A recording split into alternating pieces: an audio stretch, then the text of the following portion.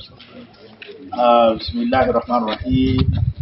Alhamdulillah wa salatu wa salam ala Rasulillah sallallahu alaihi wasallam. Now we are heading over the bicycle to Imam Kuru Ihsan Mosque, and want to thank PAL FM and the entire management to give such a useful gift to our Imam, and it will reduce the burden of border and the rest. We pray that such a gift continues, and you also be rewarded by Almighty Allah in the day of judgment. District card, thank you so much. I now take my mandate as woman MP to witness this handover. District card, thank you for performing this. Amen. Alhamdulillah, الذين يتبرعون أموالهم وصدقهم للأئمة أن يجزيهم الله بأعمال صالحة ويرزقه بأموالهم وأولادهم بغنيمة المسلمين وأن يزيدهم بالجنة.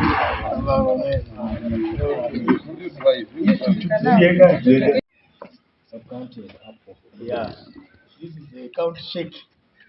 Today is getting a bicycle from PAL FM radio, and want to thank the entire management of PAL FM for such a good gift. And this is first of its kind, the radio FM station, and the entire management supplying leaders with such a good means of transport.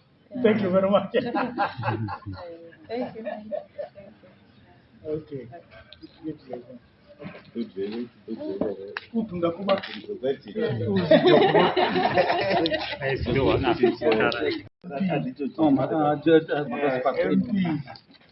Honorable Abako Naima, who fought for it, and our Secretary of Social Service, Mr. Aluma. I want to thank you very much for convincing the management, the whole management, to come on ground. Thank you very much.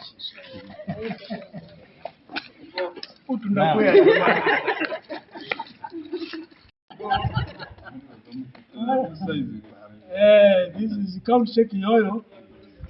Is also one of the beneficiaries. I want to thank again the management of PAL FM for coming down to see that the people also feel their support. And this Sadaqah will be the shade of the honor in the day of judgment, inshallah. I want to thank our Honorable MP to knock at these doors, at least to bring those people down, to see that also people benefit from here. Group photos. Group photos.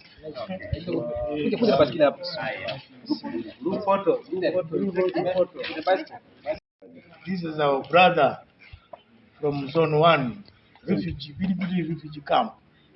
He also benefits from this gift, and want to thank entire management of PAL Radio FM and our Honorable MP who looked for this project to come down, and our Secretary for Social Service to see that his people also socialize with people with this needs. Thank you very much. شكرا. الحمد لله على نعمة الله. آمين. هذا هو الجهاد.